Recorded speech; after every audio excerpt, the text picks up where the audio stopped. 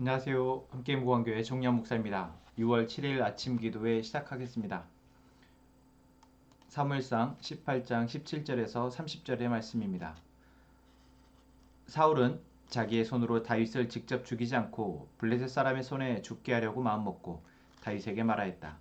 내가 데리고 있는 나의 맏딸 메랍을 너의 아내로 줄 터이니 너는 먼저 주님께서 앞장서서 싸우시는 주님의 싸움을 싸워서 내가 정말 용사인 것을 나에게 보여라. 다윗이 사울에게 말하였다.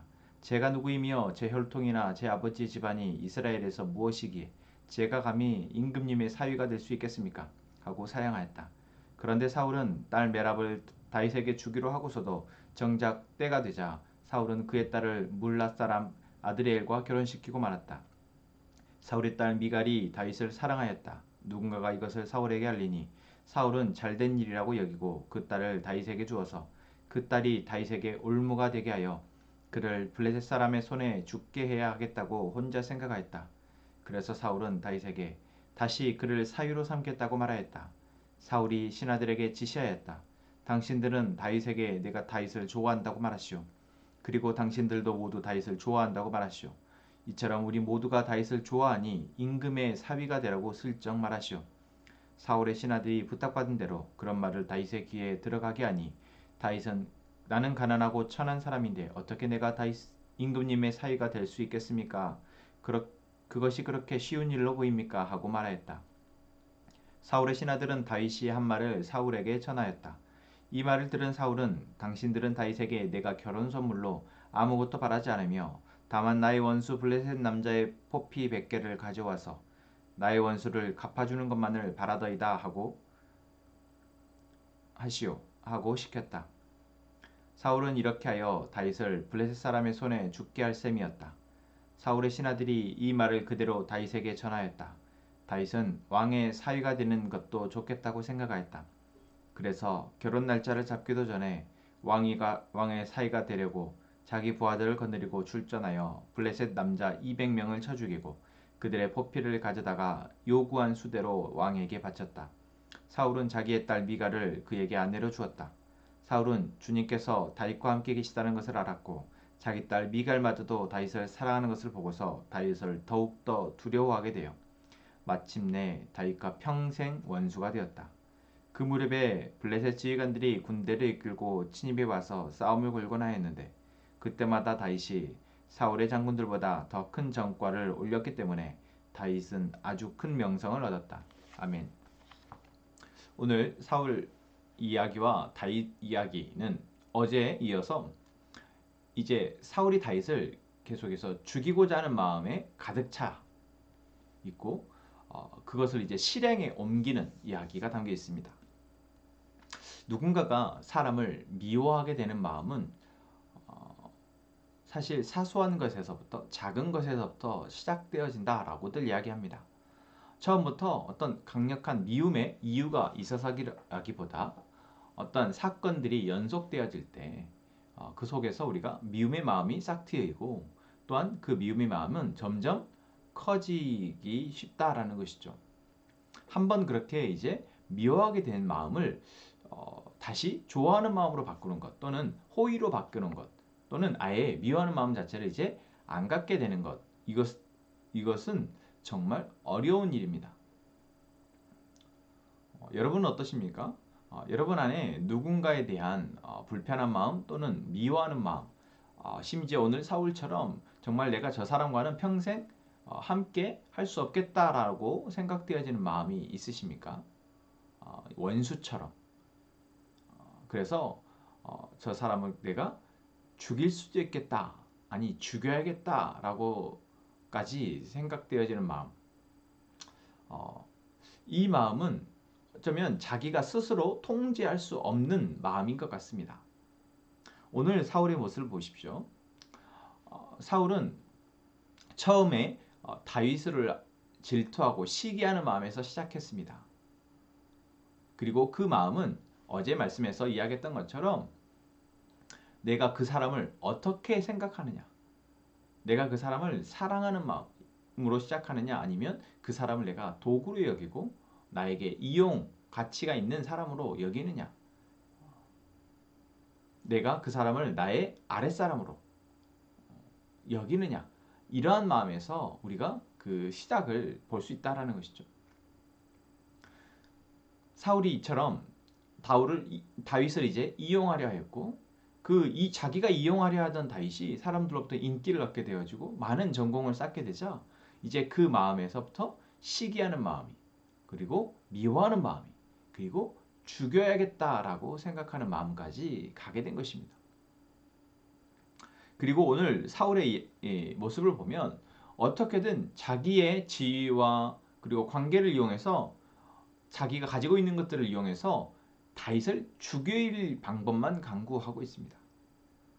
자기의 딸을 아내로 다윗에게 주려고 하면서 그 조건으로 자꾸만 전쟁에 나아가서 싸우도록 이야기하는 것이죠. 그래서 그 전쟁에서 블레셋 사람의 손에 죽게 하고자 하는 것입니다. 근데 다윗이 그런 사울의 마음에 계속 거듭해서 사양합니다. 나는 당신의 사위가 될 만큼의 자격이 없습니다. 다윗의 입장에서는 그저 겸손하게 나는 그런 자격이 없습니다 라고 말한 것이었겠지만, 이것이 사울 편에서 보자면 자기가 짜놓은 다윗을 죽이려고 하는 판에 다윗이 자꾸만 비껴가는 것입니다. 그리고 자기의 신하들을 이용해서도 자꾸만 다윗을 부추겨서 사울의 이 사위가 되도록 부추기는데, 이때마다도 다윗은 계속 겸손하게 나는 그럴 만한 자격이 안 됩니다 라고 거절하죠. 자, 그리고 이제 오늘 본문에서도 다윗이 자꾸 나는 그럴 자격이 안 된다 라고 하니까, 이제 다윗으로 하여금 이제 임금의 사위가 될 수 있는 자격을 말해주고, 그 자격을 다윗이 스스로 이렇게 얻도록 이제 작전을 짜죠. 그래서 블레셋 사람의 포피를 100개를 가져와라. 다시 말하면 블레셋 사람 100명을 죽이고 그 전공을 세워오면은 이제 왕의 사위가 될 만한 자격이 된다라고 말하였고, 그 말을 듣고 다윗이 내가 그러면 사위가 돼도 좋겠다. 그래서 블레셋 사람의 포피 100개를 가져와 이제 왕의 사위가 됩니다. 여러분, 오늘 이 본문 속에서 사울과 다윗의 모습을 보십시오. 다윗은 그저 자기에게 주어진 역할 또는 사람들의 평가에 대해서 어떻게만 하고 있습니까? 겸손하게 거기에 반응만 하고 있습니다. 자기가 해야 할 몫을 하고, 또 누군가가 더 자기를 높이려 할 때마다 자기는 괜찮습니다. 저는 그렇게 뛰어난 사람이 아닙니다. 저는 그렇게 가진 것이 없습니다. 겸손하게 반응할 뿐인데, 자기를 둘러싼 이런 위험한 상황들을 다 비껴가게 됩니다. 그리고 자기가 스스로 이것은 내가 할 만하다라고 생각되는 것, 그 자기의 역량과 능력에 맞는 것들에 대해서는 그것을 취하게 됩니다. 여러분, 다윗은 이처럼 처음 하나님이 다윗을 기름 부으셨을 때부터 계속해서 자기가 어떠한 존재인지를 알고 겸손하게 하나님을 의뢰하고 하나님을 영광됨을 위해서 자기의 이 맡은 바 역할을 감당합니다. 그리고 자기가 좀 더 드러나거나 자기가 좀 더 이익이 될 부분에 있어서는 철저하게 겸손하게 반응하죠. 그리고 그러한 다윗의 모습은 수많은 위기에 자꾸만 스스로 자기도 몰랐겠지만 벗어나는 결과를 갖게 됩니다. 자, 반면에 사울은 어떻습니까?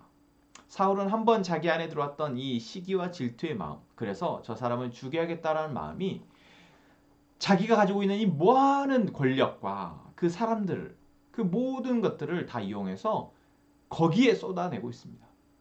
왕으로서의 권력과 또한 명령, 또 자기가 가지고 있는 딸들, 이 모든 것들을 어디에 쏟고 있습니까? 다윗을 죽이는데 쏟고 있습니다. 그런데 다 실패하고 말죠. 결국은 어떻습니까? 오늘 본문의 마지막 부분에 아무리 그렇게 해도 다윗이 죽지 않자 사울은 주님께서 다윗과 함께 계시다는 것을 알았다라고 얘기합니다. 자기가 아무리 해도 다윗이 죽지 않자. 이제 자기의 딸까지 이제 사이로 아니 딸까지 이제 다윗에게 주게 되자 이제 정말 다윗이 하나님과 함께 하는구나. 하나님이 다윗과 함께 하시는구나 라는 것을 알았다라는 것입니다.